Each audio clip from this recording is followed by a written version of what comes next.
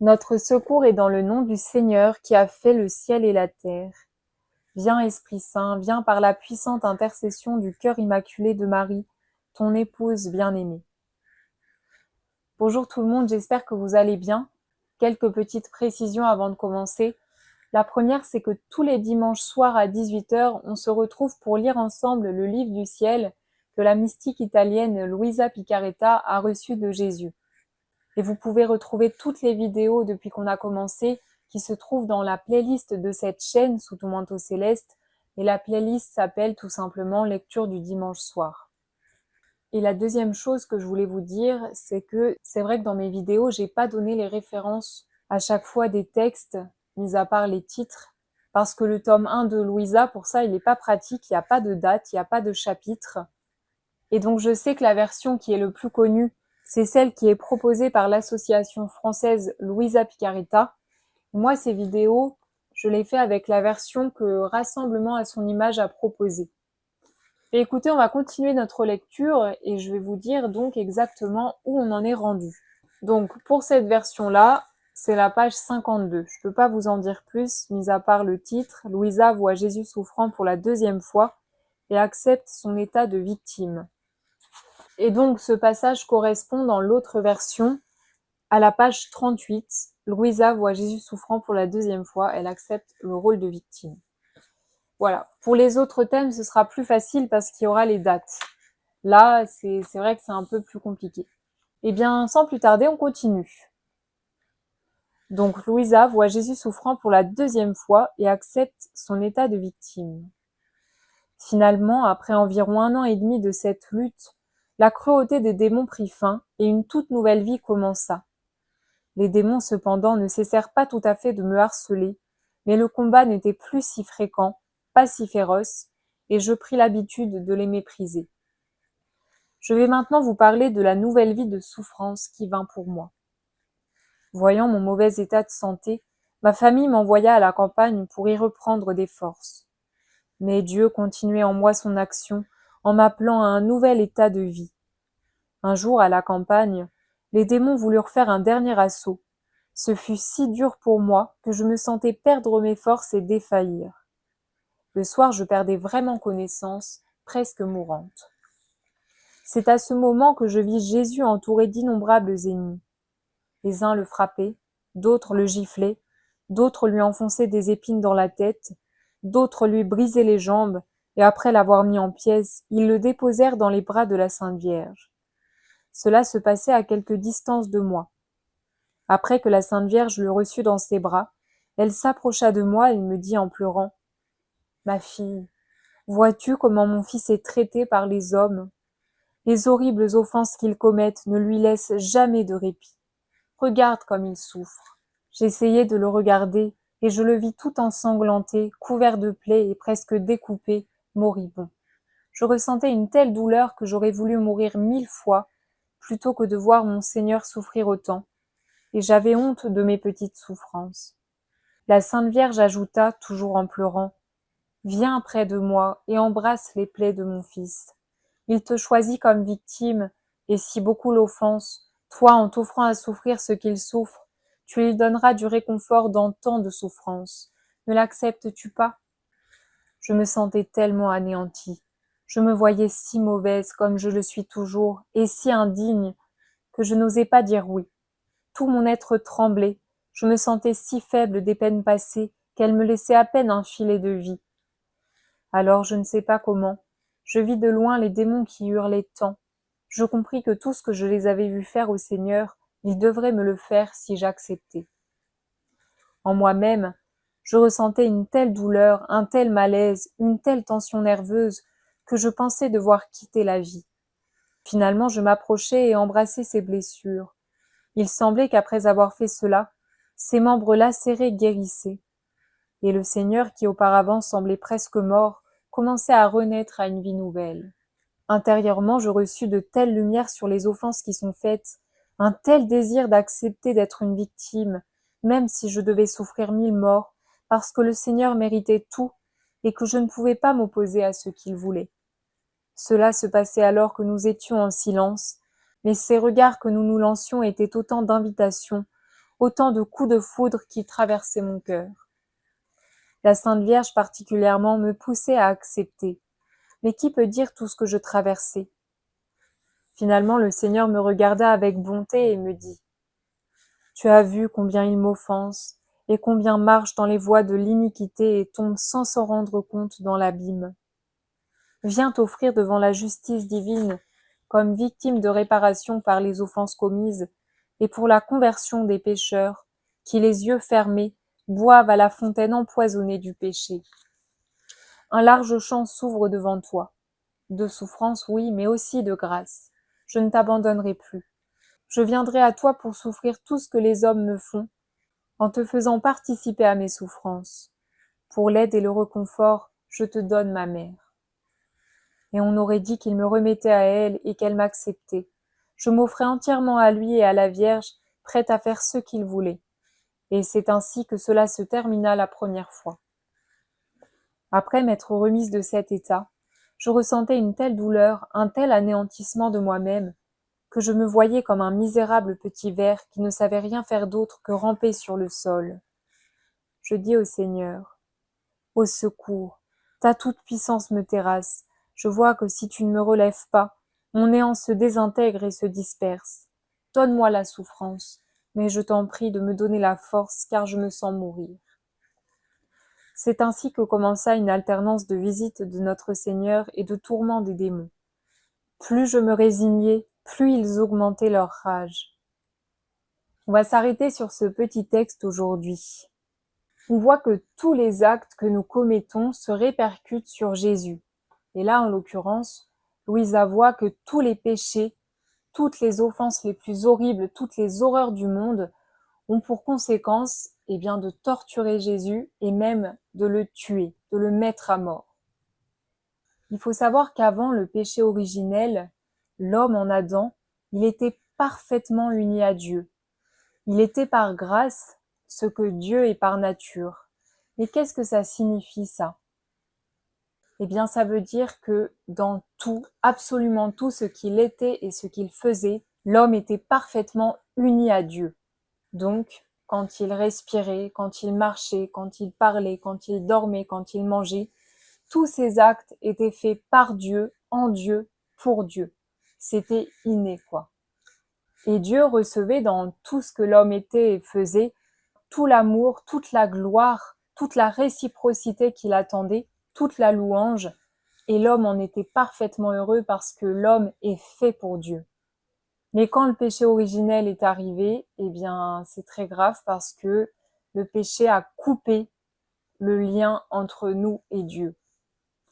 Et on voit bien que maintenant, quand on fait nos actes, quand on pense, on mange, on marche, on fait nos actes dans le vide. En tout cas, on les fait pas pour Dieu.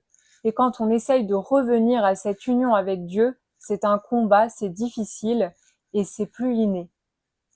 Et donc, on voit bien que par nous-mêmes, c'est impossible de revenir à cette union avec Dieu, dans tout ce que nous sommes et dans tout ce que nous faisons. Et donc, il a fallu quelqu'un qui soit pleinement homme et pleinement Dieu, pour pouvoir nous guérir, nous restaurer, nous sauver.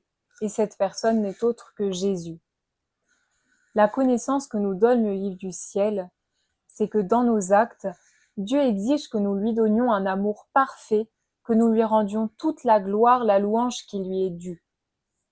Et donc nous, par le péché, on voit bien que nous ne donnons absolument plus ça à Dieu. Nous ne lui donnons plus des actes divins, mais des actes humains, ou alors même pire encore, des actes qui sont remplis de péché. Mais bien qu'on soit plus en capacité de donner ces actes divins à Dieu, Dieu, lui, exige toujours ces actes. Et donc c'est Jésus qui décide de descendre, de se faire homme, de prendre notre condition, lui qui est pleinement homme et pleinement Dieu. Et donc Jésus s'est mis entre nous et le Père pour lui donner tout ce que le Père attend de nous. Si on prend un exemple concret, dans nos pensées par exemple, Dieu ne peut pas tolérer des pensées humaines, des pensées de péché, des pensées mauvaises, mais il exige des pensées divines et parfaites parce qu'il est Dieu et que en sa présence, il ne peut pas y avoir d'imperfection, c'est pas possible. Et donc Jésus, en s'incarnant, dit au Père, ok, je vais prendre chaque personne individuellement, et pour chaque pensée humaine, chaque pensée mauvaise que ces personnes te donnent, moi, Père, je te donne une pensée divine et je te paye tout ce que la créature est censée te donner. Donc ne regarde pas la créature, regarde-la en moi, et moi, je te paye, je te donne tout ce que tu attends. Et donc pour chaque pensée mauvaise, pour chaque péché, j'accepte que la divine volonté me mette à mort, de payer par ma mort cette pensée mauvaise, ce péché, pour te redonner toute la gloire, et que par ces épines, par ces morts que j'endure pour les pensées mauvaises et pour toutes les pensées passées, présentes et futures, et bien que les créatures puissent recevoir la vie que je leur donne, le repentir, la sagesse, la compassion, les connaissances, etc. et tout ce qui va découler en fait d'une attitude divine qu'on va pouvoir donner au Père. Pardon, je suis vraiment désolée, c'est très maladroit ce que je raconte, mais en gros, chaque acte que nous faisons dans notre volonté propre sans être unis à la divine volonté, donc quand nous faisons mourir la divine volonté pour faire vivre notre volonté propre, eh bien Jésus, lui, il est obligé de refaire notre acte. Et donc, il va faire l'inverse de nous. Lui, il va faire mourir la volonté humaine pour faire vivre la divine volonté. Et ça, il va le faire dans absolument tous les actes des humains. Parce qu'il faut que ce soit seulement la divine volonté qui règne, et que c'est seulement ça qui peut donner toute la gloire au Père. Toute cette gloire, tout cet amour qu'il attend de notre part, nous, créatures créées à son image et à sa ressemblance. Et en fait, c'est en accomplissant la divine volonté que nous redevenons réellement à l'image et à la ressemblance de Dieu, et cela grâce à Jésus. Donc Jésus, par son incarnation, non seulement il nous sauve, il nous ouvre les portes du ciel, mais en plus il nous redonne la possibilité de vivre de divine volonté comme Adam et Ève au jardin d'Éden. Donc c'est absolument immense. Et vous inquiétez pas, on va revenir sur tout ça au cours du livre du ciel. Donc faut prendre conscience que Jésus refait tous nos actes comme ça, nos pensées, nos paroles, mais même nos mouvements, tout, absolument tout. Donc nos actes ne sont pas gratuits, ils ont une répercussion directe sur Jésus. Et donc quand on prend conscience petit à petit de tout ça, on imagine à quel point Jésus a souffert et Jésus souffre. Ça montre bien le rôle de Jésus et à quel point en fait il nous sauve à chaque instant. C'est pas juste les 24 dernières heures de sa vie où il a quelques clous, des coups de fouet et il est crucifié. Non, c'est dans chacun de nos actes. Et donc, non seulement il paye notre péché, il prend sur lui la mort que nous, on mérite, mais en plus, quand on fait des bons actes, on ne peut jamais se les attribuer parce que c'est Jésus qui, en échange de sa vie, nous donne les fruits de ce qu'il a payé pour nous. Donc tout ce qui est bon, tout ce qui est vrai, tout ce qui est beau, tout ce qui est droit, saint en nous, ne vient pas de nous. C'est Jésus qui discrètement nous le donne et nous met à notre disposition tout ça. Et on verra par la suite dans le livre du ciel que le but de Jésus, c'est qu'on prenne conscience de ça pour qu'ensuite nos actes, on les accomplisse avec lui dans la divine volonté, comme il le faisait quand il était sur la terre et qu'il accomplissait ses actes. Mais voilà, il veut nous amener à prendre conscience que nos actes, c'est pas anodin. Et que nous, depuis le péché, eh bien, nos actes, on réfléchit pas, on parle trop vite, on fait souvent n'importe quoi, on fait les choses dans le vide, sans penser aux conséquences que ça a derrière. Mais ça, c'est un des enseignements capitaux qu'on va avoir tout au long du livre du ciel, et c'est une vraie connaissance en plus, je trouve. Et donc dans ce texte, on voit que c'est la Vierge Marie qui va montrer l'état de Jésus à Louisa, Jésus qui est victime de nos péchés, de nos offenses, de nos iniquités les plus graves. Et la Vierge Marie veut aussi, avec Jésus, nous faire sortir de cet état de pécheur inconscient et de devenir des âmes consolatrices, des aides pour Jésus et des âmes victimes.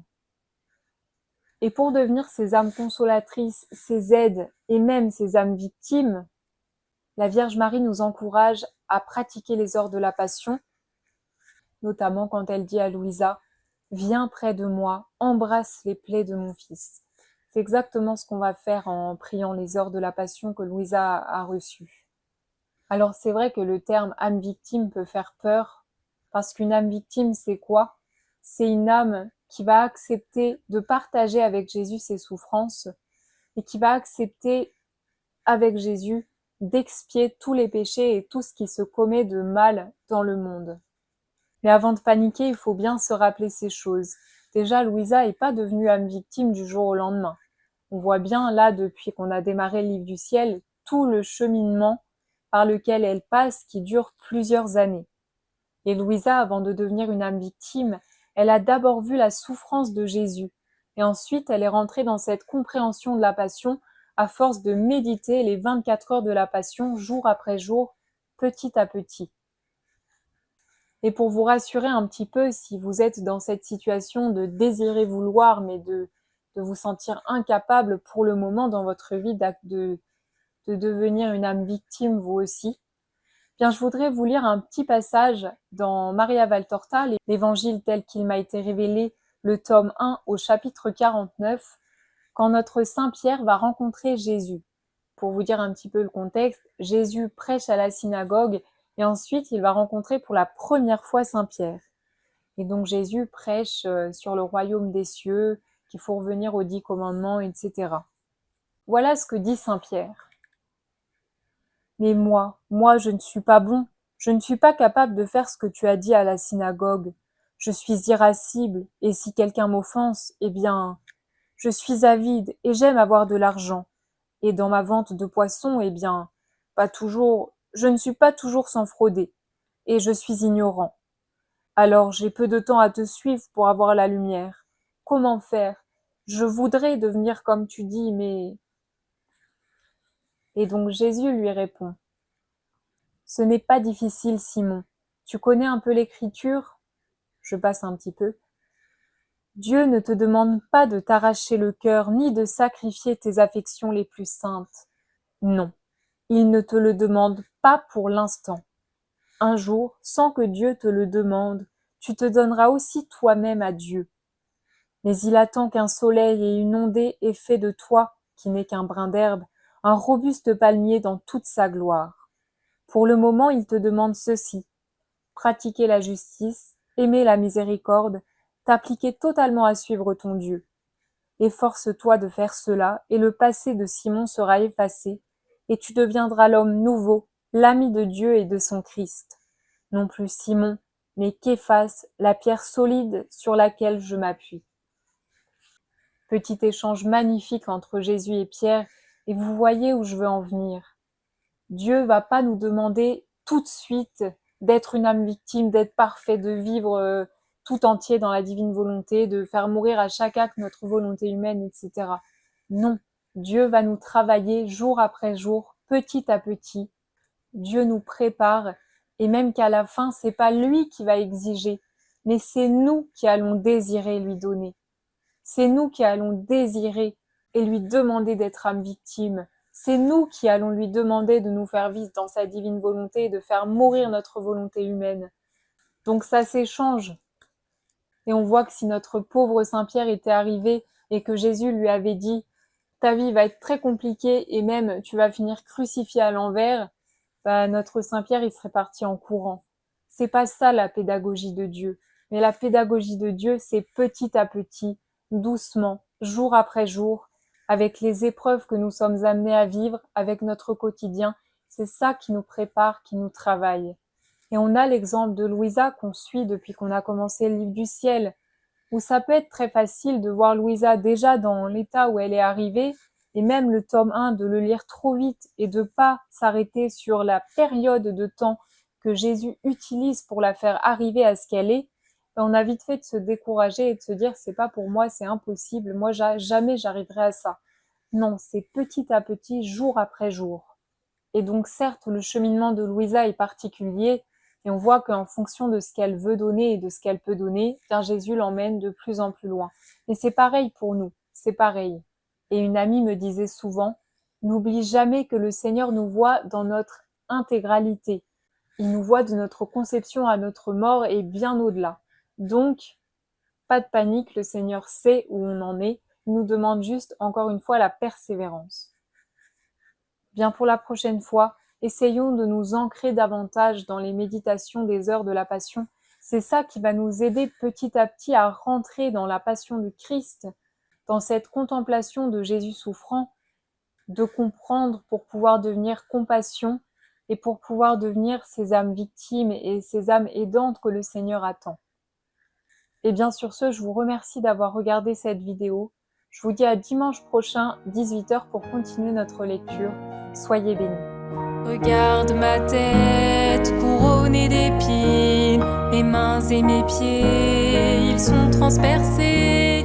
Ce sont les couronnes des mauvaises pensées, les clous des péchés, des actes mauvais. Je dois réparer, rendre gloire à mon Père, souffrir pour toutes les âmes, qu'elles n'aillent pas en enfer, par ces crucifixements, ces couronnements d'épines. Je dois satisfaire la justice divine.